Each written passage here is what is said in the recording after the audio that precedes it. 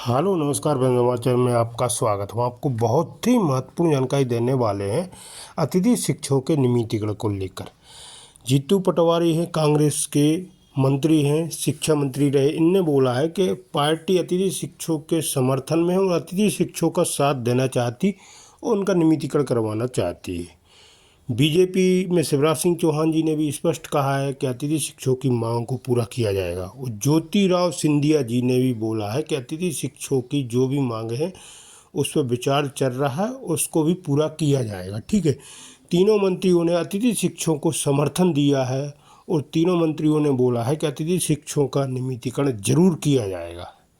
तो मैं इसके संबंध में पूरी विस्तार से जानकारी देने वाला हूँ, वो लाइव वार्ता भी आपको सुनाने वाला हूँ कि अतिथि शिक्षकों के नियमितीकरण को लेकर मंत्रियों ने क्या कहा है, कब तक अतिथि शिक्षकों का नियमितीकरण होगा और कब तक अतिथि शिक्षकों की मांगें पूरी होंगी। तो आप वीडियो में बने रहें, वीडियो पूरा देखें। वीडियो अच्छा लगे तो लाइक और चैनल को सब्सक्राइब जरूर कर लें ऐसी नई अपडेट पाने के लिए। शिवराज जी के सामने अगर कोई बात बताई जाती है ना, भैंस के आगे बीन बजाई जाती है। सबसे बड़े झूठ बोलने वाले अगर कोई राजनीतिक व्यक्ति के रूप में किसी ने पहचान बनाई, शिवराज जी ने बनाई है। यही शिवराज जी तो थे जिन्होंने अतिथि विद्वानों से वादा किया था। यही उनकी पार्टी के केंद्रीय मंत्री थे ज्योतिराज सिंधिया, उन्होंने कहा था सड़क पे आ जाऊंगा। यही बीजेपी के बड़े बड़े नेता घड़ियाली आंसू बहाने इनके धरनों में जाते थे। अब एक इनका मंत्री उसी विभाग का कहता कब्जाधारी है ये। तो ये कब्जाधारी एक मंत्री कह रहा है, उसका न इस्तीफा हुआ, न किसी ने उससे शिक्षा कर्मियों से माफी मांगी, अतिथि विद्वानों का अपमान किया और फिर शिवराज जी के सामने अपनी बात कहना, उसी व्यक्ति के सामने जो सबसे बड़ा झूठ बोल रहा है, भैंस के आगे बीन बजाने जैसा है। मैं अतिथि विद्वानों से आग्रह करता हूं, आपके साथ हैं हम। पार्टी आपकी मदद करना चाहती है, आपके मुद्दों को आपका सहयोग करना चाहते हैं।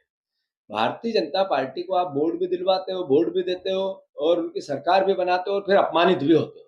तो ये अंतर मन में विचार आपको करना पड़ेगा कि आपके हितैषी कौन है, आपके विरोधी कौन है। हम उनके हितैषी हैं, बीजेपी उनकी विरोधी।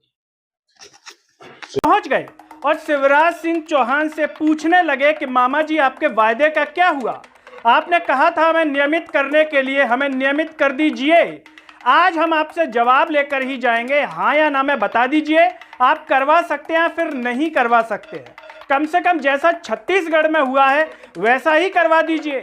मामा जी कहते हैं कि मैं दिखवाता हूं, करता हूं, पूरी ताकत लगा दूंगा। सबसे पहले शिवराज सिंह चौहान का वायरल वीडियो देखिए आप।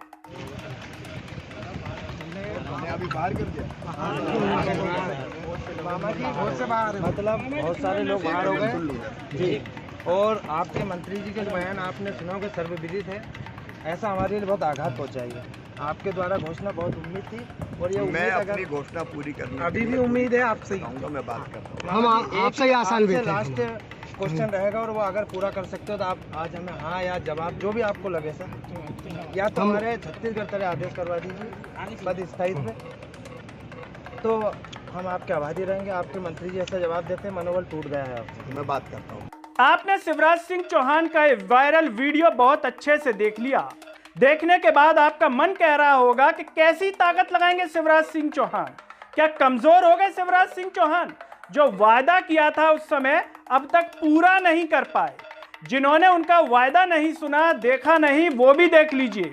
शिवराज सिंह चौहान मध्य प्रदेश विधानसभा चुनाव के समय जीतने के लिए इन्हीं अतिथि शिक्षकों के बीच में मंच से कहते हैं कि आपके नियमित करने के लिए प्रक्रिया चलाई जाएगी। आपके लिए मैं चिंतित हूं। और अतिथि शिक्षक भी ऐसे ताली बजा रहे थे कि जैसे बस वायदा शिवराज के मुंह से निकला नहीं कि अब बस पूरा ही हो गया। जरा शिवराज सिंह चौहान का ये वीडियो भी देख लीजिए आप। और अतिथि शिक्षकों को उच्च शिक्षा विभाग के अनुसार प्रतिवर्ष 4 और अधिकतम 20 अंक बोनस के रूप में ये प्रदान किए जाएंगे ताकि अधिकतम उनका चयन हो सके, उनका सिलेक्शन हो सके। आप पढ़ाने का काम कर रहे हैं लेकिन पूरे मान और सम्मान के साथ पढ़ाएं।